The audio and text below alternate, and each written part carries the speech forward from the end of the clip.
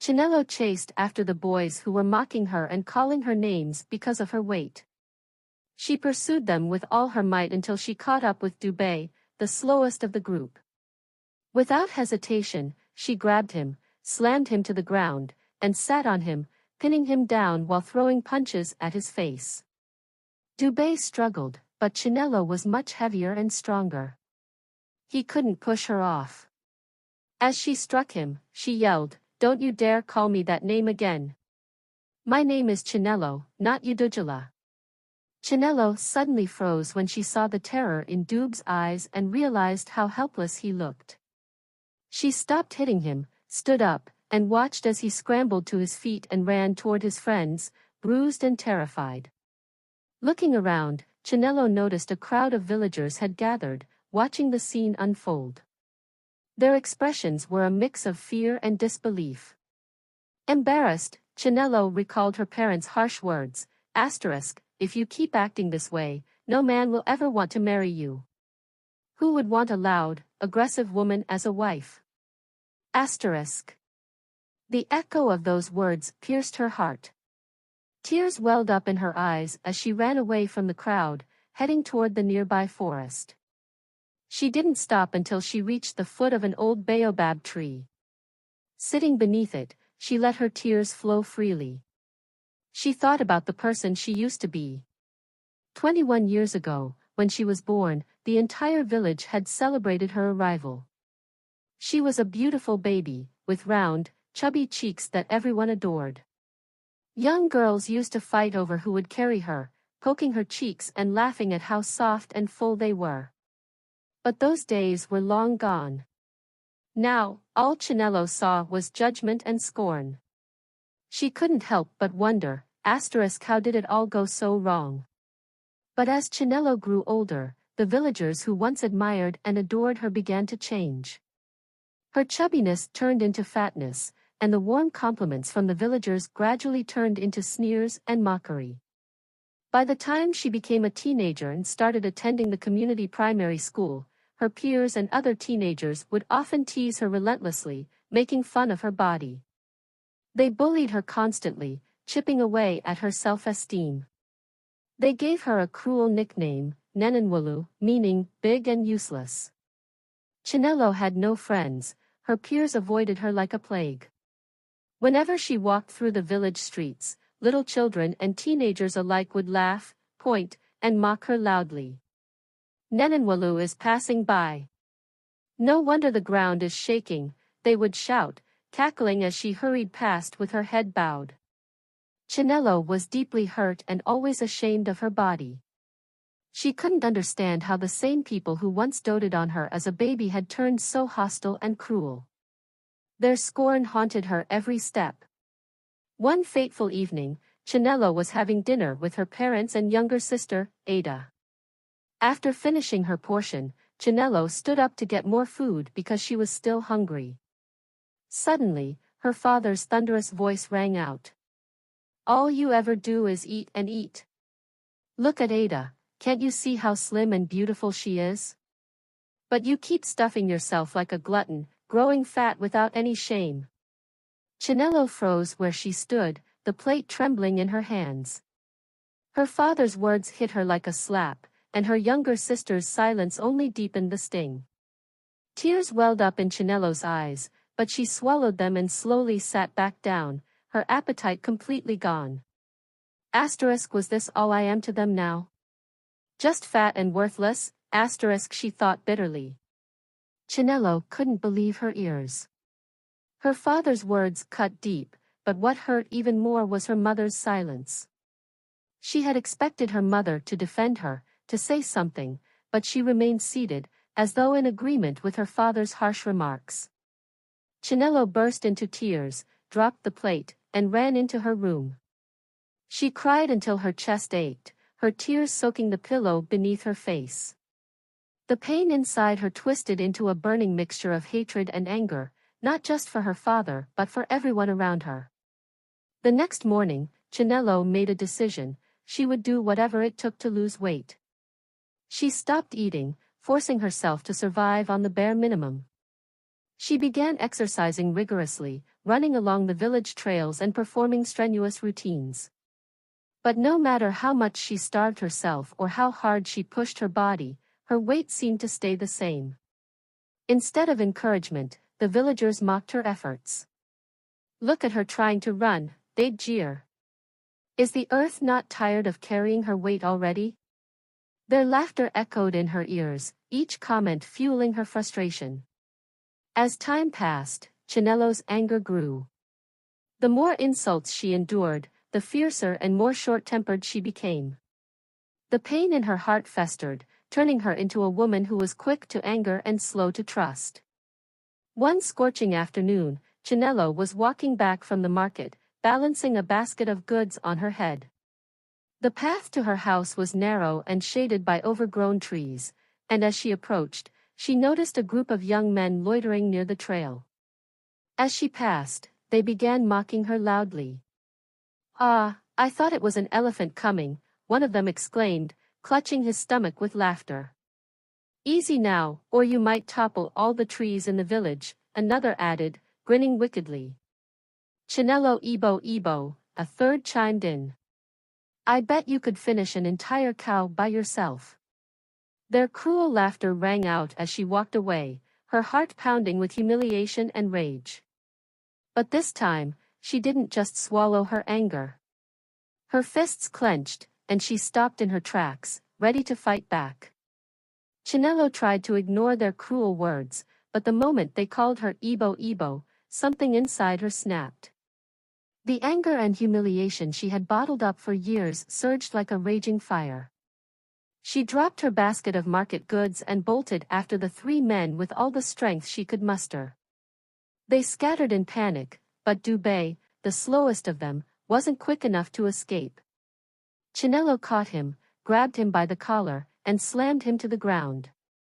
Without hesitation, she sat on him, pinning him down as she unleashed punch after punch on his face.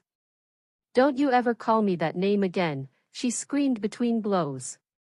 "My name is Chinello, not Igbo Igbo." Suddenly, she froze. Dube's nose was bleeding, and his terrified, pleading eyes snapped her out of her fury. She looked down at her bruised knuckles and realized what she had done. Chinello stood up and watched as Dubé scrambled to his feet and ran off, limping and clutching his face. His friends, who had been watching from a distance, quickly disappeared with him. When Chinello turned around, she noticed a crowd of villagers had gathered. They stared at her in silence, their faces a mixture of fear and judgment. Ashamed, she picked up her basket and started walking home. As she moved through the crowd, she overheard whispers. "Stay away from her, she's a man-beater. She's no woman, she's a brute." Their words pierced her heart like daggers. The voices of her parents echoed in her mind once again, "No man will ever want a woman like you." Tears blurred her vision as she trudged down the dirt path toward home, her chest heavy with sorrow. But before she could reach her house, Chinello heard a strange noise coming from the bush beside the path. She froze, her heart pounding. At first, fear gripped her, but then the sound became clearer. It was the cry of a woman, faint and filled with pain. Chinello hesitated for a moment, then decided to investigate. She pushed through the dense foliage, following the sound deeper into the bush. Each step heightened her unease, but she pressed on, determined to find the source of the cries. Chinello followed the faint cries deeper into the forest, her heart pounding. Eventually, she arrived at a small clearing and froze in shock. A young girl was surrounded by three men, struggling as they attempted to assault her. Without a second thought, Chinello's anger ignited. She grabbed a large stick from the ground and charged at the men with fury. Swinging the stick with all her strength, she struck the first man, sending him sprawling. The second tried to grab her, but she hit him across the shoulder, forcing him to stumble back. The third man panicked and fled, shouting for the others to follow. Within moments, all three were running for their lives. Breathing heavily, Chinello dropped the stick and approached the girl, who was trembling and sobbing on the ground. "Thank you," the girl managed to say through her tears. "You saved my life. I don't know what I would have done if you hadn't come." "You're safe now," Chinelo said, her voice softer than usual. "But who are you, and how did you end up here?" "My name is Ada," the girl replied, wiping her tears. "I was playing hide-and-seek with my friends when I got lost. I couldn't find my way back. That's when I met those men. They told me they knew the way to Oba village, where I live." Ada's voice broke as she continued. "I trusted them. But after walking for days, I realized they were kidnappers. When I tried to run, they caught me and, her voice trailed off, and she started crying again." Chinelo's heart ached for the girl. She recognized the name of Ada's village, but hesitation crept in. She had just returned from the market, and she knew her parents would be waiting for her at home. Still, she couldn't leave Ada alone in the forest. As Chinelo wrestled with her thoughts, Ada fell to her knees. "Please," she begged, her eyes filled with desperation. "Help me get back home. I don't know what to do, and I'm so scared." Chinelo looked down at the girl, torn between her own responsibilities and the urgency of Ada's plea. After a moment's pause, she let out a heavy sigh and said, "All right. Let's get you home. Please, take me back to Oba village," Ada pleaded. "I promise my parents will reward you greatly if you help me get home safely." Chinelo hesitated, her mind racing with thoughts. She remembered the ridicule she faced daily, even at home. Her parents' harsh words echoed in her mind, as did the mocking laughter of the villagers. She thought about how no one had ever shown her kindness or treated her as a friend. After a moment of silence, Chinelo sighed deeply and said, "All right, I'll take you home." Oba village was a 2-day walk from where they were, so Chinelo decided they would survive on the items she had bought at the market. Together, they set out, walking through winding paths and dense forest, sharing the little food they had and keeping each other company. After 2 long days, they finally arrived at the edge of Oba village. As they approached, a farmer working nearby spotted Ada and rushed toward her. "Ada! Where have you been? What happened to you?" he exclaimed, his voice filled with relief. Before Ada could respond, the farmer turned and shouted to the other villagers, "Ada is back. She's alive." The news spread like wildfire. Villagers poured out of their homes, dancing and singing in celebration. They followed Chinelo and Ada as the farmer led them to Ada's family compound. When they arrived, Ada's father and her older brother, Namdi, rushed out. Tears streamed down their faces as they embraced her tightly. "We thought we'd lost you forever," her father cried. "We searched everywhere for you." Ada explained how Chinelo had rescued her from the men in the forest and brought her home safely. Overwhelmed with gratitude, her family turned to Chinelo. "Thank you," her father said, his voice shaking. "You've saved our daughter's life. Please, stay with us and rest." They gave Chinelo a room to sleep in, and that night, the entire village held a grand celebration in Ada's honor. The air was filled with music, laughter, and the aroma of delicious food. Everyone came together to rejoice, eating and drinking until late into the night. The next morning, when Chinelo woke up, memories of her past struggles came rushing back. She sat quietly in the room, hesitant to step outside. The fear of being judged or mocked for her weight consumed her. She worried the villagers might see her differently and call her names despite her good deed. But little did she know, her act of bravery had already started changing the way people saw her. Chinelo sat quietly, lost in her thoughts, unsure of what to do.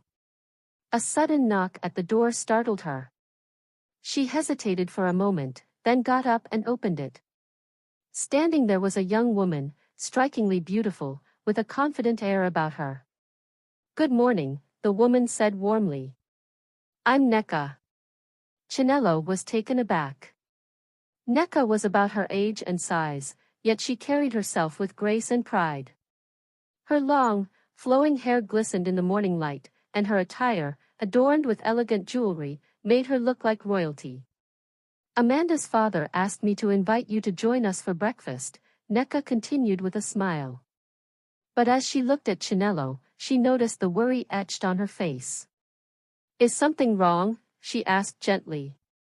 Chinelo hesitated, then stepped aside and invited Nneka into the room. They sat together on the bed, and after a long pause, Chinelo sighed deeply. I'm fat, she said, her voice trembling. I'm scared everyone will hate me or laugh at me like they always do. Nneka's eyes widened in surprise.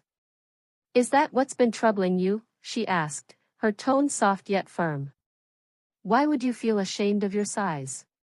Look at me. Do I look any different from you? Nneka stood up and spun around gracefully, showing off her figure with pride. Then she sat back down beside Chinelo, placing a reassuring hand on her shoulder. Chinelo, Nneka said, her voice filled with conviction, don't let the words of others dictate how you see yourself. Do you think their opinions define your worth? No. Everyone is beautiful in their own way. What truly matters is not what others think about you, but what you think about yourself. Chinelo stared at Nneka, absorbing her words. There was a sincerity and strength in Nneka's voice that sparked something within her, a small flicker of hope. For the first time in a long while, Chinelo felt understood. Come, Nneka said, standing and extending her hand. Let's join the others for breakfast. You've earned their respect, and you deserve to be celebrated just as you are. Chinelo hesitated, then slowly reached out and took Nneka's hand. As they walked out of the room together, Chinelo couldn't help but feel a newfound sense of courage growing inside her. Perhaps it was time to see herself in a different light. Now stand up, let me help you get ready, Nneka said with a warm smile. She waited patiently while Chinelo bathed, then guided her to a chair in front of a small mirror. With gentle hands, Nneka applied beautiful facial decorations, accentuating Chinelo's natural features. Next, she went to the wardrobe and selected a stunning gown and matching shoes for her. When Chinelo was dressed, Nneka stepped back to admire her work. Chinelo looked into the mirror and gasped. The reflection staring back at her was almost unrecognizable. For the first time, she saw herself as beautiful, elegant, and confident. Thank you, Nneka, she said, her voice filled with gratitude. You're welcome, Nneka replied, beaming. Now, let's go to breakfast. As they stepped outside the room, everyone in the household stopped and stared. Chinelo's transformation left them speechless. Her beauty radiated, and her newfound confidence shone brightly. At the breakfast table, Chinelo noticed Nnamdi, Amanda's brother, glancing at her repeatedly. He seemed captivated by her presence, unable to take his eyes off her. Chinelo felt shy under his gaze but also a small spark of pride. Later that day, Nneka and Chinelo walked around the village of Oba. Chinelo was surprised to see that many of the women there were her size or larger, yet they carried themselves with pride and grace. The villagers didn't ridicule them, instead, they admired their beauty and confidence. As Chinelo strolled through the streets, she noticed the admiring glances and kind smiles directed her way. For the first time, she felt a surge of self-esteem. She began to understand the power of self-acceptance and confidence. That evening, as Chinelo sat outside enjoying the cool breeze, Nnamdi approached her. He stood nervously for a moment before speaking. Chinelo, I can't thank you enough for what you did for my sister, he began. But I also need to tell you something else. Chinelo looked at him curiously. I've fallen in love with you, Nnamdi said earnestly. Will you be my wife? Chinelo's eyes widened in surprise. She was taken aback by the sudden proposal, unsure of how to respond. But deep down, she felt a glimmer of hope and happiness she hadn't experienced in years. It happened so fast, leaving Chinelo stunned. Namdi was tall, handsome, and kind, everything she had once believed would be out of her reach. It felt surreal that someone as desirable as him would propose marriage, especially when back in her village, she had been avoided and ridiculed because of her size. Despite her insecurities, Chinelo said yes. Namdi's sincerity and gentle nature reassured her, but a shadow of doubt lingered in her heart. She knew that after the wedding, she would have to visit her parents in her village. The thought of facing the people who had scorned her filled her with dread. One evening, as Chinelo sat outside the compound, lost in thoughts of her past, Namdi joined her. He noticed the sadness in her eyes and gently asked, "My angel, what's troubling you? Don't you want to marry me? Are you unhappy here?" Chinelo sighed deeply and decided to share her fears with him. She told him about the mockery and insults she had endured in her village, how people called her names and made her feel like she didn't belong. "I'm tired of being this way," she confessed. "I don't want to be fat anymore. I don't want people to laugh at me." Namdi listened intently and then pulled her into a comforting embrace. "Chinelo," he said softly, "I love you for who you are. Your kindness, courage, and strength are what make you beautiful. You don't have to change for anyone. The world will always have something to say, but what truly matters is how you see yourself. To me, you are perfect." His words brought tears to Chinelo's eyes, but they were tears of gratitude and relief. For the first time, she felt truly seen and accepted. She thanked Namdi for his unwavering support, and with his encouragement, she began to let go of her insecurities. Namdi treated Chinelo like royalty, always reminding her of her worth. On their wedding day, the village of Oba came alive with celebration. Nneka, now Chinelo's closest friend, worked her magic once more, transforming Chinelo into a vision of elegance and grace. As Chinelo stepped out in her wedding attire, the crowd gasped in admiration. She was radiant, and her confidence shone brighter than ever. Many in the village whispered to one another, wishing they had someone like her as their bride. The feast was grand, filled with laughter, music, and joy. As Chinelo danced with Namdi under the starlit sky, she realized she had found something she never thought possible, a love that made her feel whole, just as she was. A few days after the wedding, Namdi and his new wife Chinelo embarked on a journey to visit her parents. When they arrived at Chinelo's village, no one could recognize her. Despite her size, she radiated beauty and confidence, making her look more stunning than ever before. The men who had once mocked her were now in awe, admiring her like a queen. As they approached her parents' house, Chinelo's father was sitting outside, while her mother was cooking by the corner of the compound. Neither recognized her at first. It wasn't until Chinelo spoke that they realized who she was. "Papa, good afternoon. It's your daughter, Chinelo." Her father's eyes widened in disbelief. He immediately called for her mother, who rushed over, her face filled with shock. When they saw their daughter, they both ran to her and embraced her, breaking down in tears. "We thought we had lost you. We didn't know if you were alive. Please, forgive us for everything," her mother said, her voice trembling. Chinelo, overwhelmed by emotion, reassured them. "I have forgiven you both.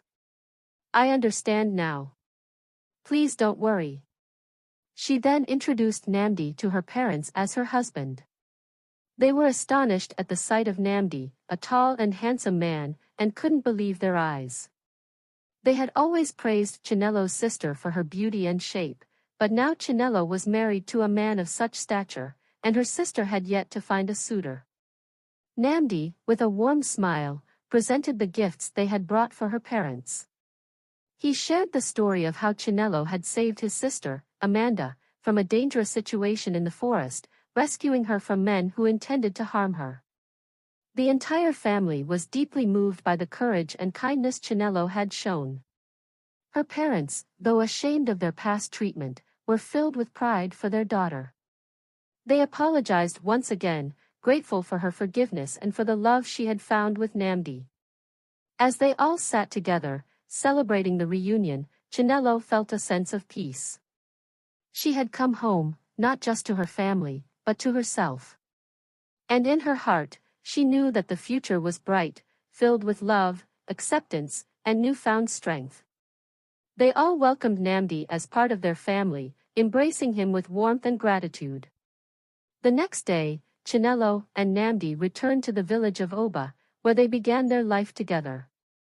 Over the years, Chinelo gave birth to beautiful children, and she and Namdi lived happily in Ahna, surrounded by love and peace.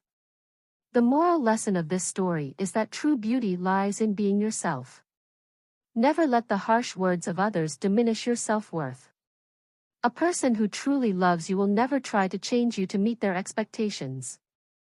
They will accept you for who you are, without judgment or discrimination. Do not let negativity from others define you. If you find yourself in a place where you are not appreciated, it's important to move forward and seek an environment where you are valued. As parents, it's crucial to show equal love and care to all your children, as favoritism can lead to division and resentment among them. People can be unpredictable, like chameleons. Those who once praise you for your success may be the same ones who criticize you in times of hardship. Be mindful of those you trust, for true friends are those who stand by you, regardless of your circumstances.